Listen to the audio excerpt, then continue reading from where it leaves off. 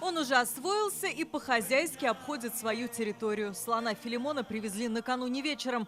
Его квартира в 2000 квадратов. Это с учетом придомовой площадки. А еще 5 кормушек. Трехлетний малыш с хорошим аппетитом. В день 120 килограммов на завтрак, обед и ужин.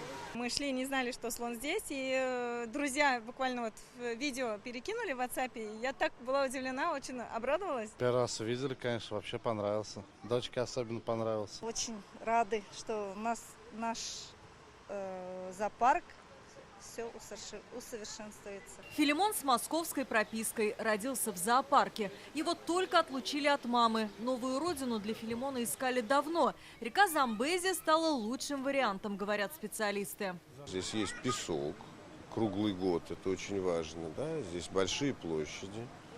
Вот, и мы совершенно спокойно передаем его. Слоны выхаживают в природе где-то до 20 километров в день. То есть должно быть хождение, это здесь обеспечено, вот эта возможность. Возможность все время занимать мозги. Он что-то должен все время решать какие-то задачи. Филимон еще совсем слоник, он маленький, его рост всего лишь 2 метра 18 сантиметров, а вот его папа Памир в 2 раза выше него. И по словам специалистов, если Филимон будет жить вот в таких вот прекрасных условиях, то он станет самым крупным, самым большим слоном в нашей стране. Самым сложным процессом оказалась перевозка. К ней готовились 1,5 года. Филимон весит больше 2,5 тонн. Для него готовили вольер, зоологов и сам контейнер. Сегодня Новоселы навестил Ильсур Медшин и рассказал о настоящей спецоперации по доставке Филимона в Казань. 60-тонный кран, сопровождение ГИБДД. Вы ехали с остановочками, чтобы там какие-то, чтобы стресса не было. Такая, одно дело. К этому готовили 1,5 года. 1,5 года готовили переезд. Конечно.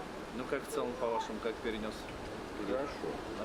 Хорошо. И главное, что действительно готовили оба, и мы, и Казанский зоосад. Две команды, да? 2 команды. Мы ездили в Пражский зоопарк, обучались, в зоопарк Двор-Кралова.